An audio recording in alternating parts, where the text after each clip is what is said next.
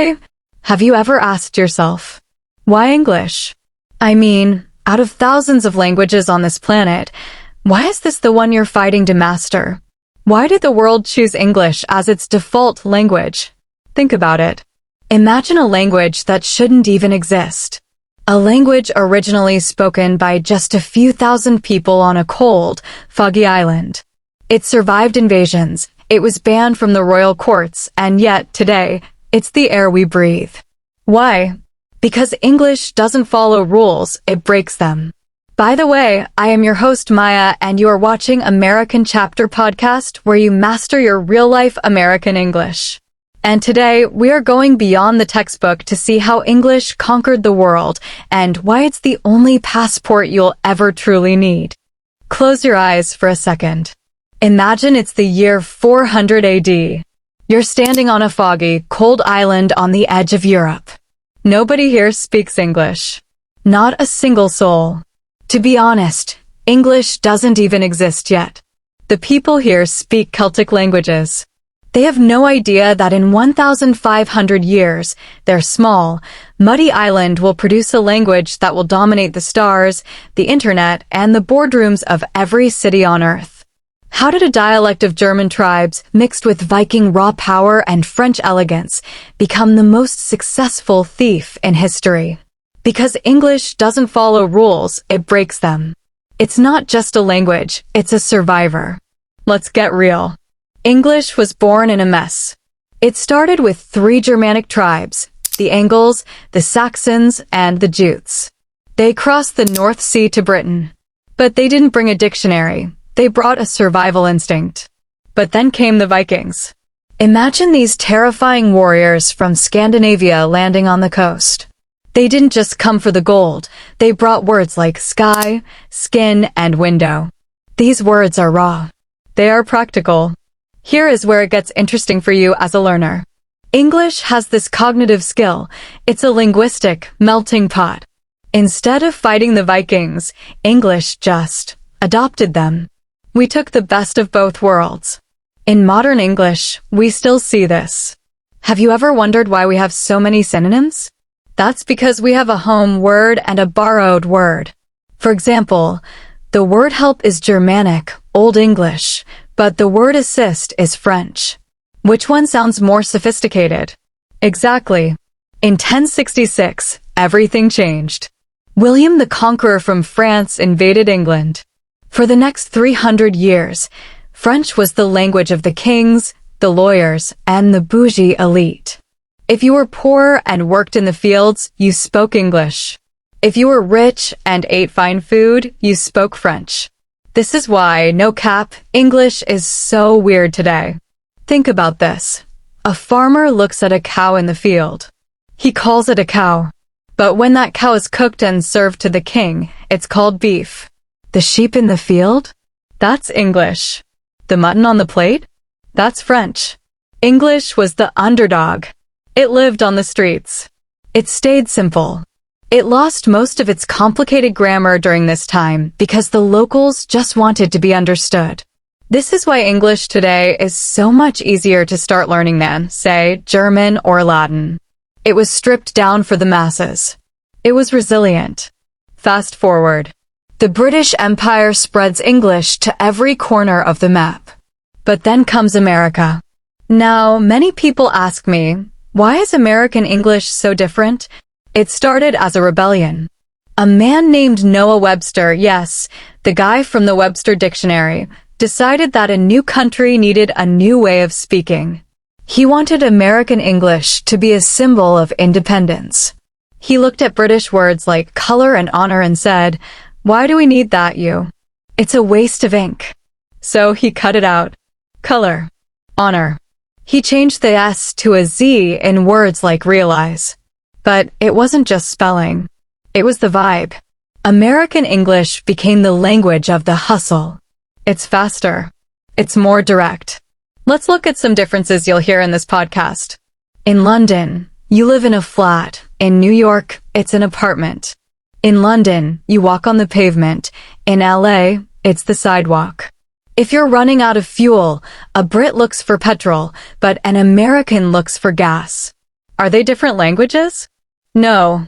But the American accent and vocabulary represent a culture that wanted to simplify and move forward. But here is the million-dollar question. Why English? Why not Spanish, which has more native speakers? Or Mandarin Chinese? The answer isn't just about history, it's about power. And not just the power of armies, but the power of ideas. Think about the 19th century. Britain was the workshop of the world. If you wanted the best machines, the best steam engines, or the best railway systems, you had to read the manuals in English. English became the language of the Industrial Revolution. Then, the 20th century arrived. The torch of power passed to the United States. And with it, a new kind of invasion began, the cultural invasion. Hollywood movies, rock and roll, and eventually, the internet. Think about this. The internet was born in a lab in the US Silicon Valley speaks English. If you want to code, if you want to build the next AI, or if you want to understand how the global stock market works, you have to do it in English. It has become the operating system of humanity. But there is a more human reason for its power. English is a democratic language. It doesn't have a language police like French does. It's flexible. It's okay with being broken and put back together. It's the language of the hustle. Today, more people speak English as a second language than as a first. That is the true power. It's the language of the bridge. It's how a pilot from Brazil talks to a control tower in Italy. It's how a scientist in Sweden shares a life-saving discovery with a doctor in India. When you learn English, you aren't just learning a subject. You are gaining leverage. You are tapping into the most powerful network in human history. So, why are you here? Why is everyone, from Tokyo to Berlin to Rio, trying to bridge the gap to C1 English? Because English is no longer British or American. It is the lingua franca of the human race. It is the language of Hollywood, Silicon Valley, and the International Space Station. But here is the secret.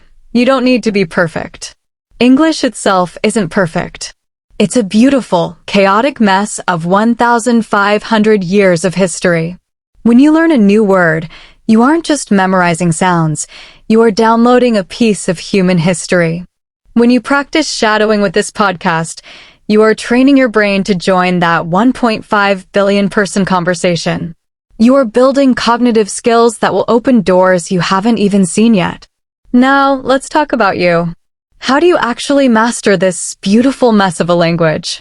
Most people treat English like a school subject, but if you want to reach C1, you have to treat it like a lifestyle. Here are my top tips for your journey. Rule number 1. Stop dividing the language. In school, they tell you, this is an A1 word and this is a C1 word. Forget that. In the real world, English doesn't have levels. Don't avoid a word just because it's advanced. If it's useful to you, learn it. Language isn't a ladder you climb, it's an ocean you swim in. Learn the words that help you express your truth, whether they are simple or complex. Just learn the language as a whole. Rule number 2, pick your flavor early. English is global, but you need a home base. Decide early on, do you want an American accent or a British accent? Why? Because it's not just the sound, it's the vocabulary, the spelling, and the vibe. If you mix them too much, it's like wearing a tuxedo with flip-flops. It works, but it feels off. Choose your path and stick to it until you're fluent. Rule number 3, use the shadowing technique. This is the secret weapon of polyglots. Don't just listen, shadow. Repeat what I say while I'm saying it. Don't just copy the words, copy my rhythm, my pauses, and my emotions. This is how you build muscle memory in your tongue. Rule number 4, use an active notebook. When you hear a new word in this podcast, don't just write it down by itself. A word without a sentence is like a fish out of water. It can't breathe. Always write the full phrase or a complete sentence. Instead of just writing the word resilient, write, the English language is incredibly resilient. Why? Because your brain remembers stories and patterns, not isolated data. When you learn the whole sentence, you automatically learn the grammar, the prepositions, and the rhythm of the language. It's a shortcut to fluency, no cap. And a few more quick tips to change your game. Stop translating in your head. It's a trap. If you translate, you'll always be 2 seconds behind the conversation. Start linking English words to images and feelings, not to your native language. Learn phrases, not words. Native speakers talk in chunks. We don't say, I am going to the store. We say, I'm going to the store. Learn the patterns, and the grammar will follow naturally. Consistency over intensity. Studying for 15 minutes every single day is 100 times better than studying for 5 hours once a week. Your brain needs the daily drip of English to stay sharp. And the final, most important tip, make American Chapter your linguistic headquarters. We help you improve your English comprehension and master American intonation by using the shadowing technique for real fluency. This isn't school English, it's a high-level, story-driven method designed to help you bridge the gap from B2 to C1. By following this podcast, you aren't just memorizing, you are engaging in natural language acquisition. We focus on cognitive English skills and active listening through authentic American talk. It's the vibe of real-life English that finally makes the language feel like yours. This was just the beginning, our first chapter. By now, you know exactly why we all learn English and how it became the global power it is today. In the upcoming episodes, we're moving from history to mastery. We're going to dive deep into how American English actually works, the accent secrets, the real-world slang, and the advanced vocabulary. No more textbook fluff. We are here to give you the linguistic tools you need to command the room, bridge that gap to C1, and finally feel at home in this language. We're going to work on your comprehension, active listening skills, practice your shadowing, and sharpen your cognitive skills until the American accent feels like second nature. Well, everyone, we've covered a lot of ground today. But before we finish, it's time for our favorite part of the show, the language wrap-up. To make sure these words actually stick, you're going to get acquainted with the newest expressions through my colleague, Jacob. He's our resident expert on the mechanics of the language. He's going to walk you through the advanced vocabulary and lead you through the shadowing exercises to get your intonation on point. So, good luck with the practice. Jacob, the floor is yours.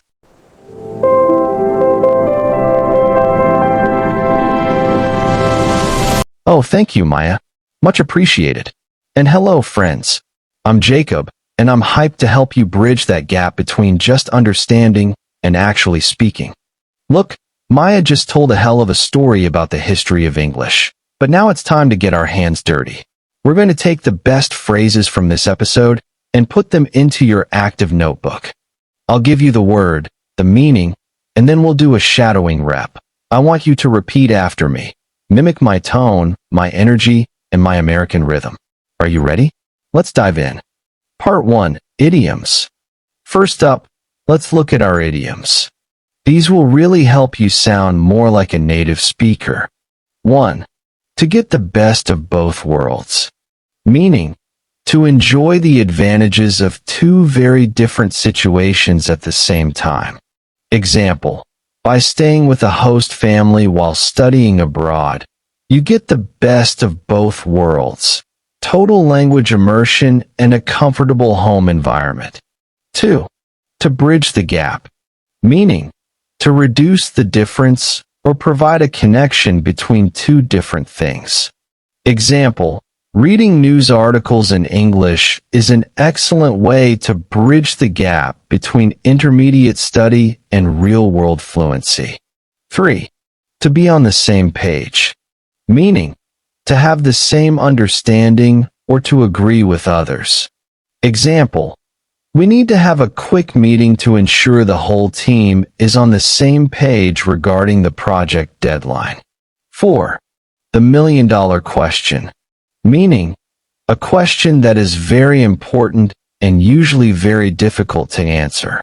Example, whether AI will eventually replace human translators is the million-dollar question in the linguistics industry right now. 5. To pass the torch, meaning to hand over a specific duty, responsibility, or tradition to someone else. Example: after 30 years of leading the department, the professor is ready to pass the torch to a younger colleague. 6. To tap into something, meaning to manage to use something in a way that brings good results. Example: to improve your listening skills, you should tap into the wide variety of podcasts available online. 7. To stick to something, meaning to continue doing something despite difficulties, to not change a decision. Example: if you want to see progress in your fitness journey, you have to stick to your workout routine even when you're tired. 8. Like wearing a tuxedo with flip-flops, meaning a metaphor for two things that are completely incompatible or mismatched. Example: using highly formal academic vocabulary in a casual text message feels like wearing a tuxedo with flip-flops. 9. A fish out of water, meaning a person who feels awkward or unhappy because they are in an unfamiliar environment.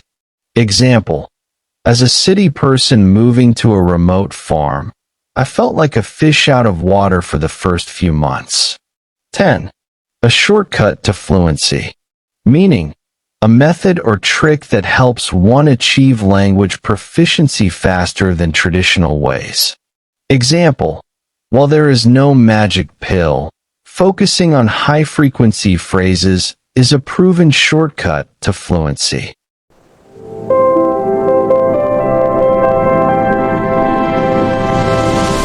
Friends, I hope you are not tired. Next, we have our C1 vocabulary. These are sophisticated words that will help you express complex ideas more clearly. I will repeat them slowly one by one. 1. Resilient, meaning able to withstand or recover quickly from difficult conditions. Example: successful language learners are resilient. They don't let small mistakes discourage them from speaking. 2. Sophisticated, meaning developed to a high degree of complexity and culture. Example: the author uses sophisticated sentence structures that require a high level of concentration to follow. 3. Melting pot, meaning a place where a variety of peoples, cultures, or individuals mix together. Example: London is a true melting pot where you can hear dozens of different languages on a single street. 4. Ubiquity, meaning the fact of appearing everywhere or being very common. Example: the ubiquity of American pop culture has made English familiar to people all over the globe. 5. Leverage, meaning to use something to your maximum advantage. Example: you can leverage your knowledge of Spanish to help you learn Portuguese much faster. 6. Operating system, meaning the core framework or foundational set of rules that allows a system to function. Example: English has become the global operating system for international business and scientific research. 7. Linguistic dominance, meaning the power held by one language over others. Example: the linguistic dominance of English in the tech world means most coding documentation is written in that language. 8. Democratic, meaning characterized by being accessible to everyone regardless of status. Example: the internet has made education more democratic, allowing anyone with a connection to access Ivy League lectures. 9. Linguistic flavor, meaning the unique characteristics or vocabulary that distinguish one variety of a language. Example: each region of the UK adds its own unique linguistic flavor to the English language. 10. Muscle memory, meaning the ability to reproduce a movement without conscious thought through repetition. Example, after months of practice, playing the guitar becomes a matter of muscle memory. 11. Polyglot, meaning a person who knows or uses several languages. Example, as a polyglot who speaks 6 languages, she is often hired to work at international summits. 12. Consistency, meaning the quality of always performing in a similar, regular way. Example, consistency is more important than intensity. Practicing for 15 minutes every day is better than 5 hours once a week. 13. Contextual learning, meaning learning where new information is presented within a meaningful environment. Example, instead of memorizing word lists, I prefer contextual learning by watching movies. 14. Isolated, meaning detached or separated from other things. Example, it is difficult to remember words when they are learned in an isolated way without a sentence. 15. To master, meaning to acquire complete knowledge or skill in a specific subject. Example, it takes years of dedicated practice to truly master a musical instrument. Part 3. Slang and real talk. Finally, let's keep it casual with some modern slang. You'll hear these in movies, on social media, and in daily life. 1. No cap, meaning truly, no lie. Used to emphasize that you are being honest. Example, I just finished that entire book in one sitting, no cap. 2. Boujee, meaning high class, fancy, or acting like you have a lot of money. Example, they bought a designer collar for their cat. That is so bougie. 3. Hustle, meaning the act of working extremely hard and being ambitious. Example, to start your own business from scratch, you really need to have a lot of hustle. 4. Underdog, meaning a competitor thought to have little chance of winning. Example, everyone loves an underdog story where the smallest team wins the championship. That's a wrap on our first language wrap-up. Great job today. Now, your mission is simple. Get those phrases into your active notebook and try using one in a conversation today. Remember, consistency is what makes a master. I'm Jacob. It's been a blast working on your fluency. Stay sharp, and I'll catch you in the next chapter. Peace. Thank you, Jacob. That's a wrap on our first language wrap-up. Great job today. So, friends, I hope you finally unlocked the answer to why we are all so committed to learning English, and that you now have a solid grasp of its short, yet incredible history. And that's it for today. Stay in the loop. Subscribe to American Chapter Podcast to start your English training. Show some love and hit that like button. We'll see you in the next episode. Bye-bye.